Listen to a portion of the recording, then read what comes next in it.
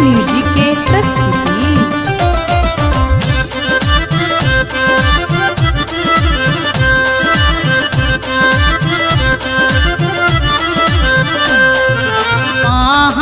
कुंभ लागल है बहिना हर से मोर मन मारे जान रे जान हर से मोर मन मारे जान रे जान चली शिष्या करे असनन मारे जान रे जान चली शिष्या करे असनन मारे जान। महाकुंभ लागल है बहिना हर से मोर मन मारे जान रे जान हर से मोर मन मारे जान रे जान चली शिष्या करे असनन मारे जान रे जान चली शिष्या करे असनन मारे जान।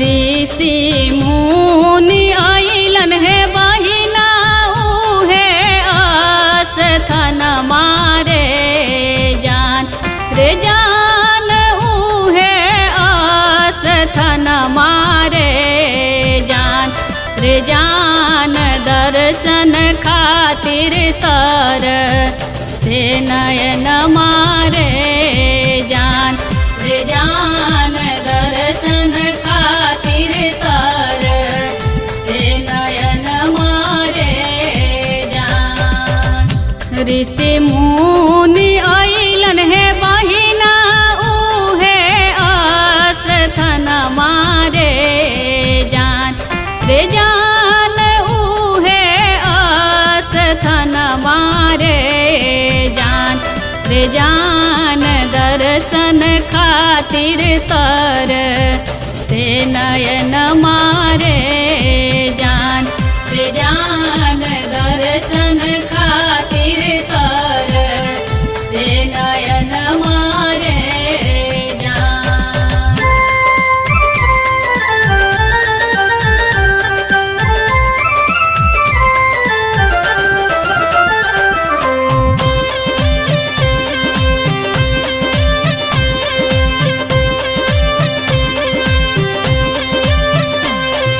बाट तीर बेनी संगम जाने ला जहन मारे जान रे जान जाने ला जहन मारे जान रे जान बनल संगम गुरु के करन मारे जान रे जान बनल संगम गुरु के करन मारे जान। बाट तीर बेनी संगम जाने ला जहन मारे जान रे जान जाने ला जहन मारे जान रे जान बनल संगम गुरु के करन मारे जान रे जान बनल संगम गुरु के करन मारे जान।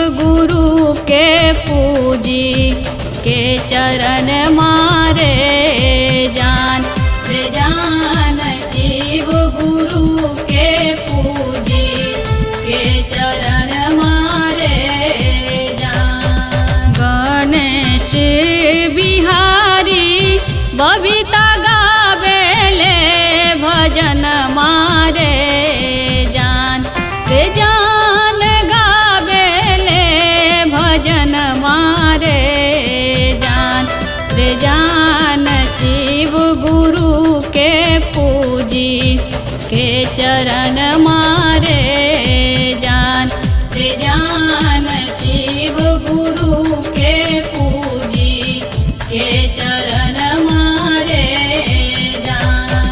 महाकुंभ लागल है बहिना हर से मोर मन मारे जान रे जान हर से मोर मन मारे जान रे जान चली शिष्या करे स्नान मारे जान रे जान चली शिष्या करे स्नान मारे जान।